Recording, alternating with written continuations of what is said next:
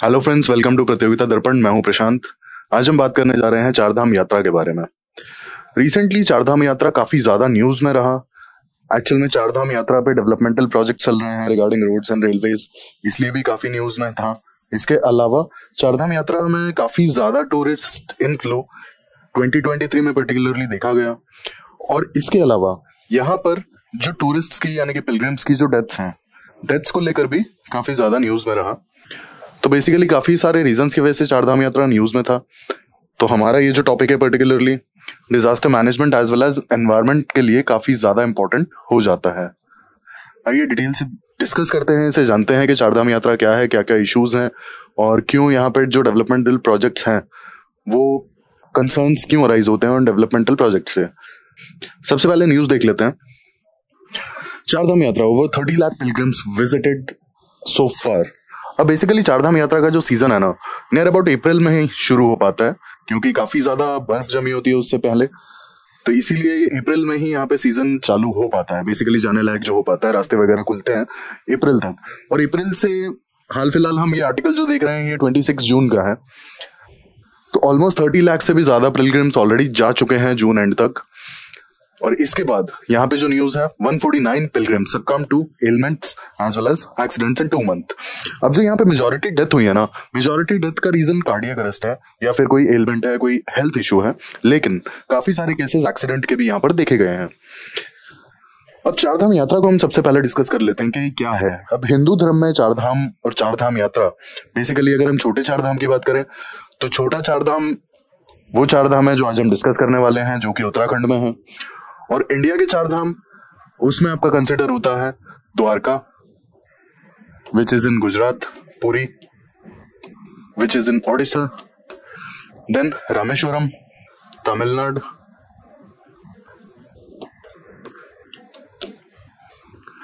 And Badrinath. जो बद्रीनाथ हम आज डिस्कस करने वाले हैं, एज वेल एज जो छोटा चारधाम है। अब ये छोटा चारधाम जो उत्तराखंड में है, बेसिकली यहाँ पे आता है आपका बद्रीनाथ, केदारनाथ, गंगोत्री, यमुनोत्री। अब यहाँ पर जो डेटा बताता है कि 149 पिलग्रिम्स की ऑलरेडी पिछले 2 से 2.5 महीने में डेथ हो चुकी है, starting from the season in अप्रैल 2023।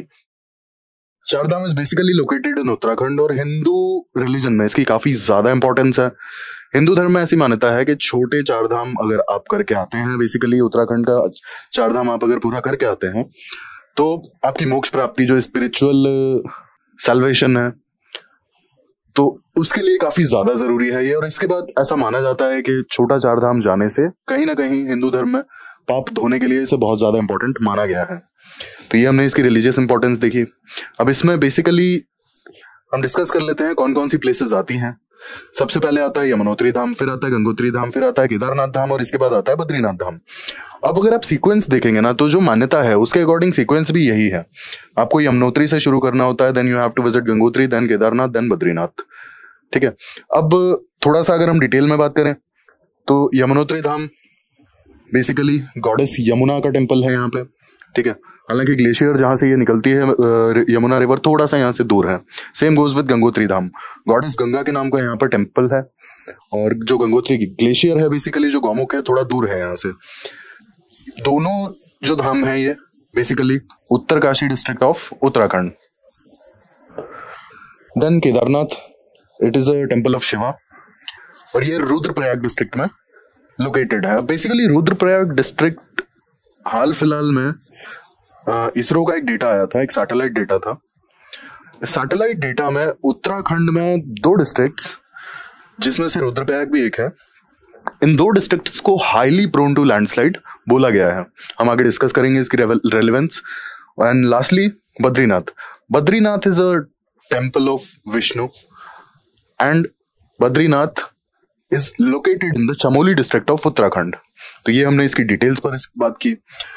अब इसका सीजन जो है, सीजन बेसिकली अप्रैल से शुरू होता है और नवंबर में जाके कहीं बंद हो जाता है। और स्पेसिफिकली अगर हम बात करें तो केदारनाथ का टेम्पल पूरे तरीके से बंद कर दिया जाता है नवंबर के बाद। रीजन बीइंग ये जिस वैली में सिचुएटेड है वहां पर स्नोफॉल बहुत ही ज्यादा होती है और कई कई फीट तक बर्फ जम जाती है, जाने का रास्ता नहीं होता और एक्सेसिव ठंड होती है। ये एक बहुत मेजर रीजन है कि यहाँ बंद कर दिया जाता है।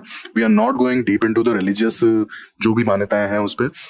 Because of the extreme winters बहुत ज्यादा हैवी स्नोफॉल, ये दो रीजंस हैं कि केदारनाथ का टेम्पल स्पेसिफिकली बंद कर दिया जाता है। और चारों धाम जो प्रेफर करते हैं लोग, वो चारों धाम एक साथ करना ही प्रेफर करते हैं, specifically if we are talking about the senior citizens as well as like old people basically. अब ये हमने बात कर ली डिटेल में चार धाम के बारे में। अब हम इसकी इकोनॉमिक इंपॉर्टेंस की बात कर लेते हैं। ये बहुत ज्यादा इकोनॉमिकली इंपॉर्टेंट है, स्पेसिफिकली उत्तराखंड स्टेट के लिए, ठीक है।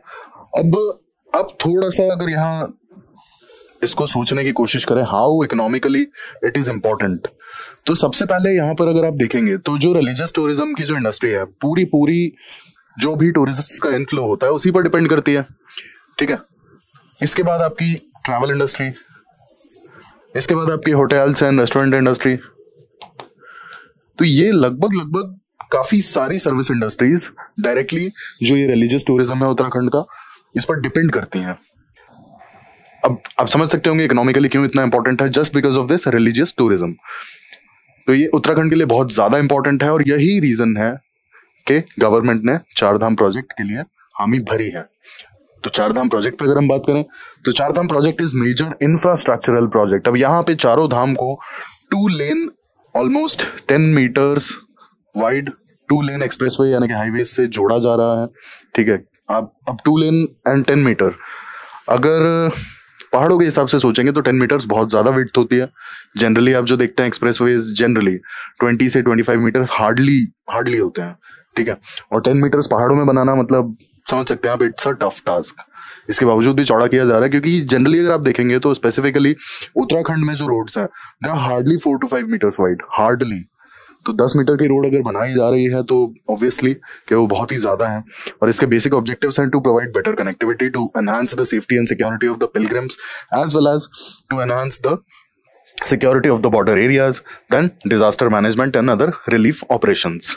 तो ये हमने इसके ऑब्जेक्टिव्स देखे।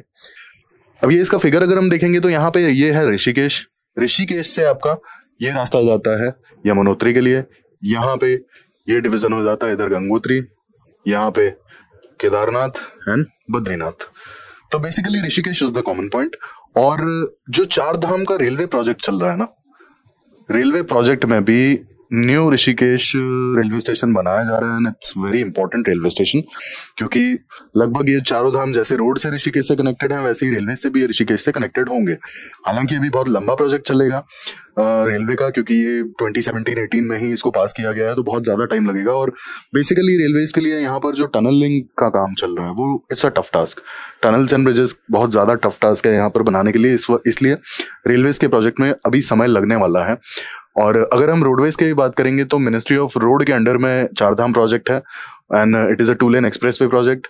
10 मीटर तक रोड्स को वाइड किया जा रहा है। और इंप्लीमेंटिंग एजेंसीज बेसिकली कौन कौन सी हैं? Uttarakhand PWD, BRO as well as NHIDCL। अब यहाँ पे मोड बहुत जानना जरूरी है कि ये कौन से मोड में काम करेंगे प्रोजेक्ट्स। ये है EPC, मतलब कि BOT मोड नहीं है प्रोजेक्ट का, यानी कि बिल्ट ऑपरेट ट्रांसफर जो हम टोल्स का देखते हैं, it is directly EPC as in engineering procurement and construction. अब यहाँ पे होता क्या है कि गवर्नमेंट पूरा पैसा पे करती है, ठीक है। यहाँ पर कोई मतलब शेयर फंड की जो है शेयरिंग नहीं होती है। इंफ्रास्ट्रक्चर के लिए जो भी फंड्स रिक्वायर्ड होते हैं पूरा गवर्नमेंट फाइनेंस करती है। सिर्फ और सिर्फ कंस्ट्रक्शन के लिए प्राइवेट कंपनीज को हायर किया जाता है। यहाँ पे एक बहुत इंपॉर्टेंट टनल भी है, चंबा टनल जिसका नाम है, जो कि ऋषिकेश से तरासू जाने वाली रोड पर है और BRO इसे बना रहा है। अब हमने प्रोजेक्ट की बात तो कर ली।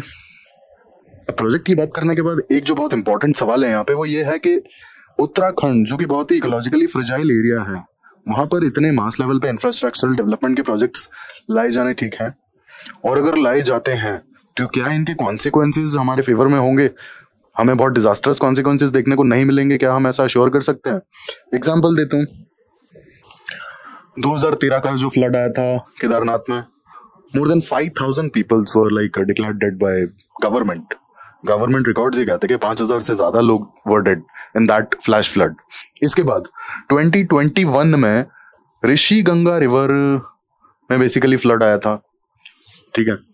और इसमें जो फ्लड आया था तो तपोवन हाइड्रो इलेक्ट्रिसिटी प्रोजेक्ट जो है, तपोवन हाइड्रो इलेक्ट्रिसिटी प्रोजेक्ट काफी ज्यादा नुकसान हुआ था, इसमें काफी सफर किया था फ्लैश फ्लड्स के कारण से।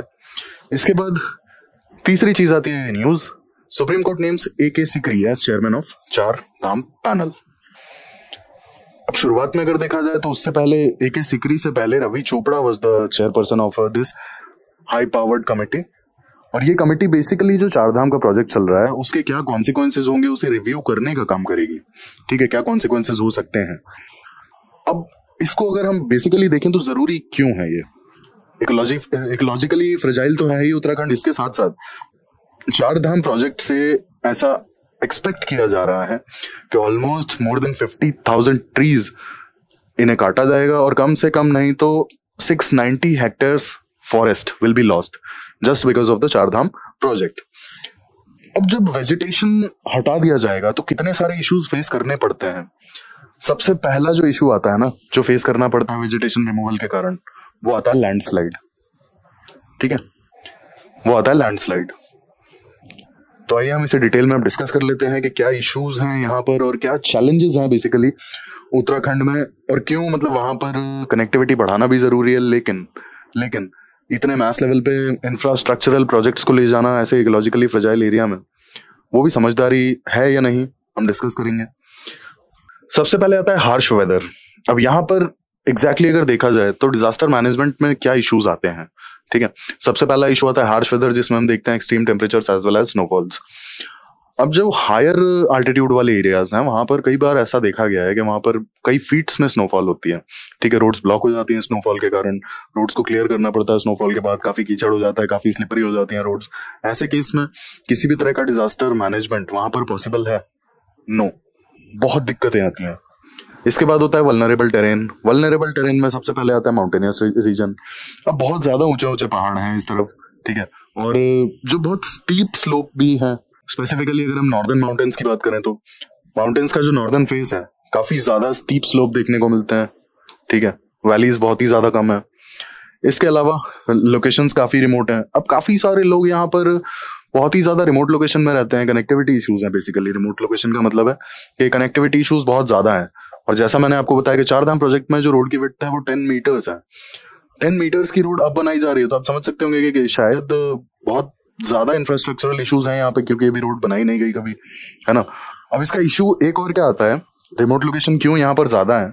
छोटे छोटे विलेजेस हैं, स्पार्स पॉपुलेशन है, ठीक है, इसलिए भी बहुत ज्यादा तवज्जो नहीं दी गई, बहुत ज्यादा इंपॉर्टेंस नहीं दी गई। इसके अलावा एक जो सबसे इंपॉर्टेंट रीजन है, पहला आता है लैंडस्लाइड, दूसरा आता है रेनफॉल। अब कई बार क्या होता है ना कि लैंडस्लाइड्स स्पेसिफिकली मॉनसून्स में बहुत ज्यादा कॉमन हो जाती हैं। स्पेसिफिकली हम माउंटेनियस रीजन्स की बात कर रहे हैं, बहुत ज्यादा कॉमन हो जाती हैं यहाँ पे मॉनसून्स में, रेनी सीजन में। इसके अलावा हैवी रेनफॉल के कारण से भी रोड्स डैमेज हो जाती हैं, और लैंडस्लाइड्स की वजह से तो पूरी पूरी रोड्स चली ही जाती हैं, बह ही जाती हैं। तो ये एक बहुत बड़ा इशू है कि गवर्नमेंट अगर यहाँ पर रोड्स बनाती भी है तो बहुत ज्यादा डैमेज हो जाती है। इसलिए गवर्नमेंट मेंटेनेंस किस किस रोड का कर पाती है? बेसिकली जो नेशनल हाईवेज है या फिर जो स्टेट हाईवेज है, मेंटेनेंस में इन दोनों हाईवेज पर ज्यादा फोकस किया जाता है, ज्यादा एम्फेसाइज किया जाता है, क्योंकि landslide as well as heavy rainfall की वजह से रोड्स डैमेज होती ही होती हैं। और जब कनेक्टिविटी नहीं होगी तो ऑब्वियस सी बात है कि जो लोकेशंस हैं वो तो रिमोट ही होंगी ना, कनेक्टिविटी इश्यूज आते ही आते हैं। इसके अलावा लिमिटेड इवैक्यूएशन रूट्स। अब यहाँ पर आप सोचिए कि अगर किसी भी तरह का डिजास्टर आता है तो इवैक्यूएशन के लिए एक्चुअल में बहुत सॉर्टेड प्लान्स ही नहीं बना पाएंगे, क्योंकि एक तो टेरेन बहुत ज्यादा रफ है, बहुत ज्यादा रग्ड है। जैसे केदारनाथ का भी अगर आपने देखा होगा, फ्लैश फ्लड जो आए थे, जब तक इवैक्यूएशन का कोई प्लान बन पाता, जब तक रूट डिसाइड हो पाता, तब तक तो काफी सारी जान का नुकसान हो चुका था, काफी लोग बह चुके थे, मर चुके थे। तो इवैक्यूएशन का भी जो प्लान है ना यहाँ पे बनाना बहुत दिक्कत होती है। इसके बाद हेल्थ हजार्ड्स, हाई अल्टीट्यूड्स की वजह से अल्टीट्यूड सिकनेस और लो ऑक्सीजन वगैरह का भी जो इशू आता है, तो बहुत ज्यादा हेल्थ हजार्ड्स हैं। इसके अलावा रग्ड ट्रैक्स। अब यहाँ पर आप सोचिए कि जो भी लोग जाते हैं, आपने देखा होगा न्यूज में, या फिर अगर आप लोगों में से काफी लोग तो गए भी होंगे, तो आपने देखा होगा अधिकतर लोग स्पेसिफिकली जब आप जाएंगे अमरनाथ जाएंगे, केदारनाथ जाएंगे, तो यहाँ पे लोग खच्चर वगैरह या फिर पिट्ठू पे या फिर घोड़ों पे बैठकर जाते हैं, क्योंकि उनसे चला नहीं जाता। इतना ज्यादा जो टोपोग्राफी होता है, इतना उबड़ खाबड़, इतना रग्ड होता है। इसके बाद एक्लिमेटाइजेशन। अब सडनली आप होता है कि एकदम ट्रॉपिकल क्लाइमेट से और सीधे सीधे एकदम से विंटर्स में पहुंच जाएंगे, जहां पर ऑक्सीजन भी कम है और काफी ज्यादा ठंडा है, काफी ज्यादा अल्टीट्यूड है, तो ऑब्वियस बात है कि वहां पे एडजस्ट करने में दिक्कत होती है। ये बहुत बड़े रीजन है हेल्थ हजार्ड्स के, ठीक है। और हमने जो शुरुआत में न्यूज देखी थी 149 डेथ्स के बारे में, 149 डेथ जो हुई हैं, majority are due to the health issues. Health issues क्यों नहीं आएंगे आप बताइए? हाई अल्टीट्यूड पे ऑलरेडी ऑक्सीजन लो होती है, अक्लाइमेटाइज नहीं कर पाते हैं लोग, और इसके बाद ट्रैक जो है, ट्रैक काफी रग्ड होता है, इसके वजह से काफी एक्सीडेंट्स होने के चांसेस बढ़ जाते हैं, जो भी लोग घोड़े या फिर पिट्ठू वगैरह पर बैठ कर जाते हैं। इसके बाद यहाँ नेचुरल डिजास्टर्स की अगर हम बात करें तो ये हमारे लिए बहुत ज्यादा इंपॉर्टेंट है। पहली दो चीजें हमने जो डिस्कस की वो बेसिकली डिजास्टर मैनेजमेंट ऑपरेशन से रिलेटेड थी कि चार धाम में आप सोचिए कनेक्टिविटी इश्यूज बहुत ज्यादा है वहां पर, स्पेसिफिकली लोकेशंस, कुछ लोकेशंस काफी ज्यादा रिमोट है, किसी भी तरह का डिजास्टर मैनेजमेंट प्लान एग्जीक्यूट करने के लिए वहां पर इंफ्रास्ट्रक्चर अवेलेबल नहीं है। तो ये रीजन है कि वहां पर बेसिक इंफ्रास्ट्रक्चर होना चाहिए, ठीक है। इसके बाद आप हेल्थ हजार्ड्स भी देख सकते हैं। अगर किसी तरह की हेल्थ इमरजेंसी आती है तो अगर प्रॉपर कनेक्टिविटी नहीं है और प्रॉपर इंफ्रा अवेलेबल नहीं है तो हेल्थ इमरजेंसी के केस में तो मतलब बंदे का हो सकता है कि भाई आते आते लेट ही हो जाए, नियरेस्ट जो भी डिस्ट्रिक्ट हॉस्पिटल या सुपर स्पेशलिटी हॉस्पिटल अगर लेकर आना पड़ जाए तो ऐसे केस में। इसके बाद होता है कि किसी भी तरह का नेचुरल डिजास्टर के केस में अगर कोई इवैक्यूएशन प्लान या कुछ करना हो तो डिजास्टर मैनेजमेंट से रिलेटेड या फिर मतलब बेसिकली जब टूरिस्ट आते हैं उनके साथ में किसी तरह का एक्सीडेंट होता है तो उनके रेस्क्यू से रिलेटेड कितने सारे इश्यूज फेस करने पड़ेंगे। तो इसीलिए गवर्नमेंट ने ये सारी चीजें देखते हुए चारधाम प्रोजेक्ट तो सैंक्शन कर दिया।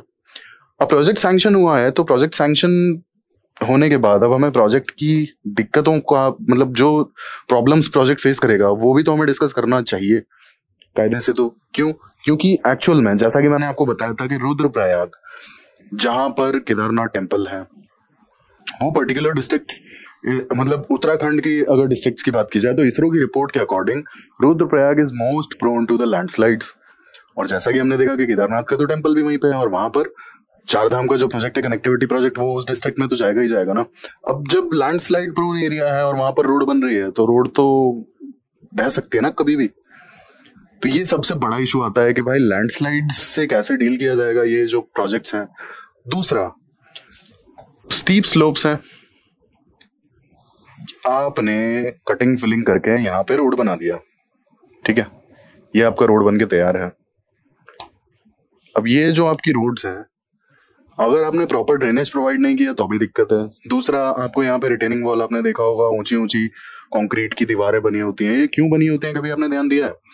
एक्चुअल में सपोज मान लेते हैं कि यहाँ पे दीवार नहीं है, ठीक है, यहाँ पे दीवार नहीं है, ये सीधा इतना काट के यहाँ से पहाड़ को और रोड बना दिया है यहाँ पर, ठीक। ये आपकी यहाँ पर एक बस भी मान लीजिए, डोंट जज माय ड्राइंग प्लीज, आपने ये बस भी एक मान लिया, ठीक है। अब यहाँ पर सपोज एक्सेसिव रेन होती है, बारिश होती है, वाटर विल सीप इनसाइड, और एक सर्टेन टाइम पे ये जो सॉइल है ना इतना सैचुरेट हो जाएगा, ये इतना सैचुरेट हो जाएगा पानी की वजह से कि पानी इसे कहीं ना कहीं एक लुब्रिकेशन प्रोवाइड करेगा और ये portion due to the gravity पूरा नीचे आ जाएगा। रिटेनिंग वॉल्स की भी अपने लिमिट्स हैं, क्योंकि यहाँ पर जब तक स्टेबिलिटी नहीं आ जाएगी, जब तक इक्विलिब्रियम नहीं आ जाएगा, जो भी स्टीप स्लोप्स हैं वो इक्विलिब्रियम अटेंड नहीं कर लेंगे तब तक लैंडस्लाइड्स वगैरह होते रहेंगे, ठीक है, और स्पेसिफिकली रेन्स के केस में।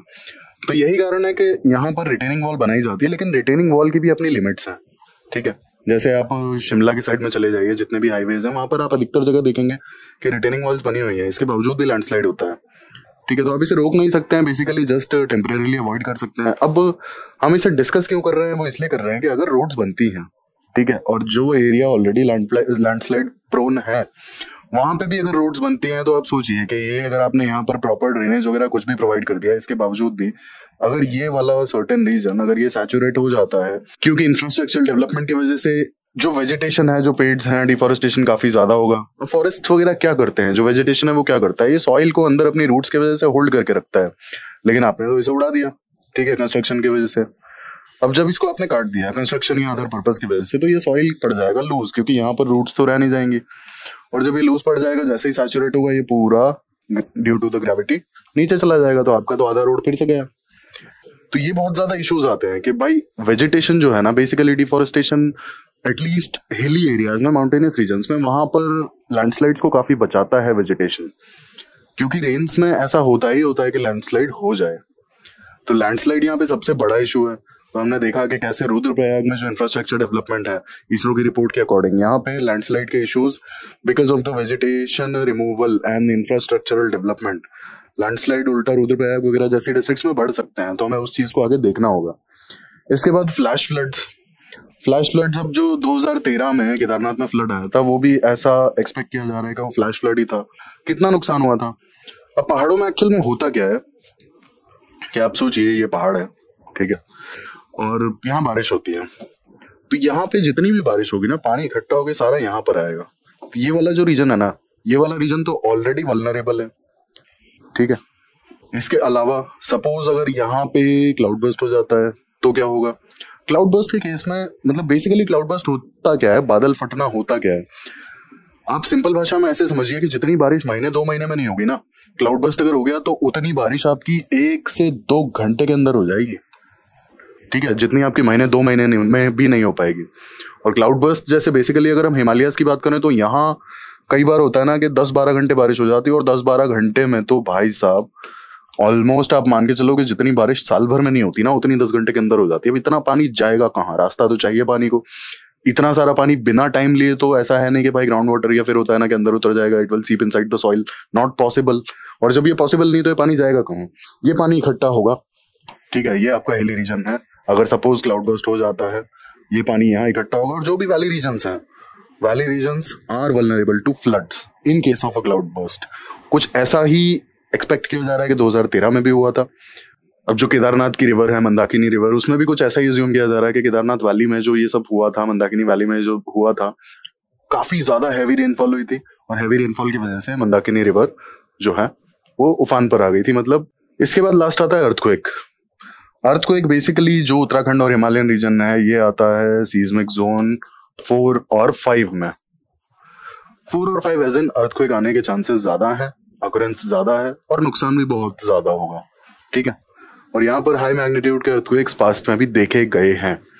तो अब इस केस में इंफ्रास्ट्रक्चरल डेवलपमेंट, ये सारे नेचुरल डिजास्टर्स को कंसीडर करते हुए हमें इंफ्रास्ट्रक्चरल डेवलपमेंट पर फोकस तो करना होगा। रीजन बीइंग इंफ्रास्ट्रक्चर डेवलपमेंट की वजह से लैंडस्लाइड्स वगैरह के इश्यूज हमें ना देखने पड़े, और अर्थक्वेक वगैरह आता है तो उस केस में खैर सभी चीजों का नुकसान होगा, तो इंफ्रास्ट्रक्चर का भी होगा, बट स्टिल लैंडस्लाइड यहाँ पे सबसे सीरियस कंसर्न है। और फ्लैश फ्लड्स, ठीक है, फ्लैश फ्लड से इंफ्रास्ट्रक्चरल डैमेज काफी ज्यादा होगा। और लैंडस्लाइड एज इन जितना कटिंग और फिलिंग होगा और जितना जो डिफॉरेस्टेशन होगा उतने ज्यादा लैंडस्लाइड के चांसेस बढ़ेंगे, क्योंकि ये इकोलॉजिकली फ्रेगाइल एरिया है। तो ये हमने पूरा डिस्कस किया कि यहाँ पर डिजास्टर मैनेजमेंट के क्या इश्यूज आते हैं, यहाँ पर इंफ्रास्ट्रक्चर की इंपॉर्टेंस क्यों है, क्योंकि ये सारे डिजास्टर मैनेजमेंट के इश्यूज हैं, ठीक है। हार्श वेदर है, वल्नरेबल टेरेन है, इसके बाद हेल्थ हजार्ड्स हैं। तो ये सारे जो इश्यूज को देखते हुए ये चीज ऑब्वियसली 100% सही है कि इस वाले रीजन में पर्टिकुलरली यहाँ पर इंफ्रास्ट्रक्चरल डेवलपमेंट की जरूरत है। लेकिन ये सारे जो नेचुरल डिजास्टर्स हैं हमें ये भी साइड बाय साइड देखने होंगे, as well as we know कि ये इकोलॉजिकली फ्रेजाइल एरिया है। तो यहाँ पे एक्सेसिव इंफ्रास्ट्रक्चर डेवलपमेंट के कारण से एटलीस्ट ये जितने भी नेचुरल डिजास्टर्स हैं ये एग्रेवेट ना हो जाए। रीजन बीइंग जो हमने 2021 में तपोवन हाइड्रो इलेक्ट्रिसिटी प्रोजेक्ट वाला एक्सीडेंट देखा था, बहुत से लोगों का ऐसा स्पेक्यूलेशन है कि कहीं ना कहीं वहां पे बहुत ज्यादा इंफ्रास्ट्रक्चरल डेवलपमेंट उस पर्टिकुलर रीजन में हो रहा है, इसीलिए तपोवन वाला जो एक्सीडेंट है 2021 वाला ऋषिगंगा रिवर वाला, वो फ्लड्स आया था, है ना। तो ये भी एक इशू है। तो यहाँ पर एक्चुअल में इंफ्रास्ट्रक्चरल डेवलपमेंट जरूरी तो है, लेकिन हमें कुछ चीजों को रेगुलेट करना बहुत ज्यादा हाई प्रायोरिटी पे रखना पड़ेगा, क्योंकि यहाँ पर जितनी अच्छी कनेक्टिविटी होगी, जितना अच्छा इंफ्रास्ट्रक्चर होगा, उतने ज्यादा टूरिस्ट जाएंगे। और क्योंकि ये इकोलॉजिकली फ्रेगाइल एरिया है, तो यहाँ पर थोड़ा एक टेम्ड तरीके से, थोड़ा कंट्रोल्ड तरीके से और थोड़ा रेगुलेटेड मैनर में सारी चीजें हों तो बेटर रहेगा। कहीं ऐसा ना हो कि बहुत ज्यादा टूरिस्ट इनफ्लो के कारण से ही वहां पे इकोलॉजिकल इश्यूज एग्रेवेट हो जाएं। तो ये हमने चारधाम प्रोजेक्ट के बारे में डिस्कस किया, जाना कि वहां पे क्या इश्यूज हैं, क्या क्या प्रोजेक्ट्स वहां चल रहे हैं, और इन प्रोजेक्ट्स का बेसिकली क्या इंपॉर्टेंस है, as well as project develop होने के बाद क्या कॉन्सिक्वेंसेज हमें फेस करने पड़ सकते हैं। ऐसे इंफॉर्मेटिव वीडियोस के लिए हमारे साथ जुड़े रहिए। Thank you, thanks for watching.